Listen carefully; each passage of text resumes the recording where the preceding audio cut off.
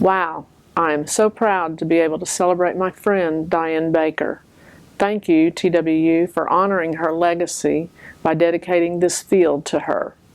She has definitely made you proud as an alum and in her professional life.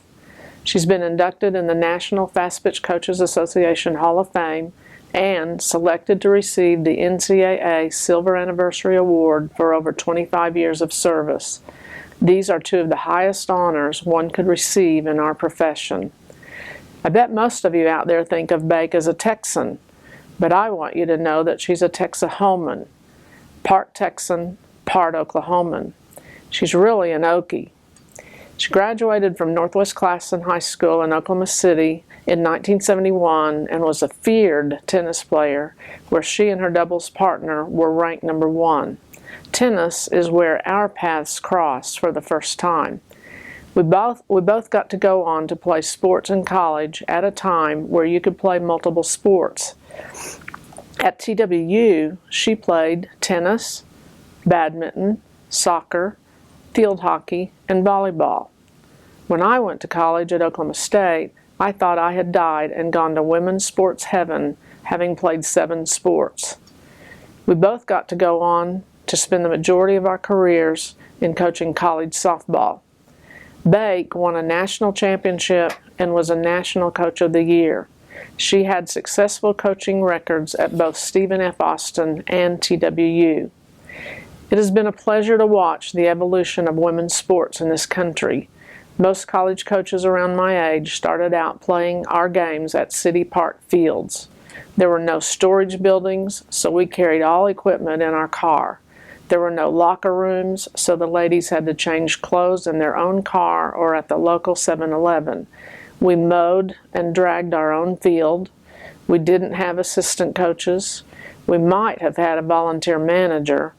We wrote our own stories up for the local newspaper. We treated all the injuries ourselves. We did our team stats by calculator. We drove the school bands to ball games. The ladies had one uniform that got passed on to the other teams on campus when it was their sports season. I could go on and on. But if you ask these coaches today, they would tell you that we didn't know any better, we loved every minute of it, and we wouldn't change a thing. It is the basis of what we have fought for to get where we are today. And Bake, for all your hard work, you're going to have this field dedicated to you. Over the years, she and I have developed a mutual admiration for each other and become coaching colleagues and friends. Now, we mostly see each other at NFCA conventions and the Women's College World Series. She's a fierce competitor, yet she would give you the shirt off her back if you needed it. She has very high standards and expects the same of those around her. She's fun-loving, but can also be very demanding. She's very loyal, caring, compassionate, and strong, loves her real family and her softball family.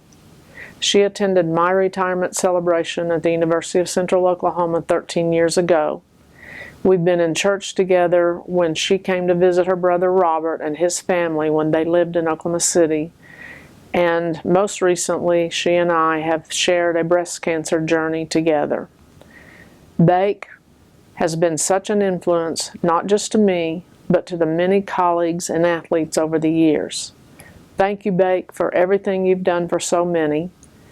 To teach and coach is to touch a life forever. You have touched so many and are very deserving of this field dedication to honor the legacy you have created here. Congratulations, my friend.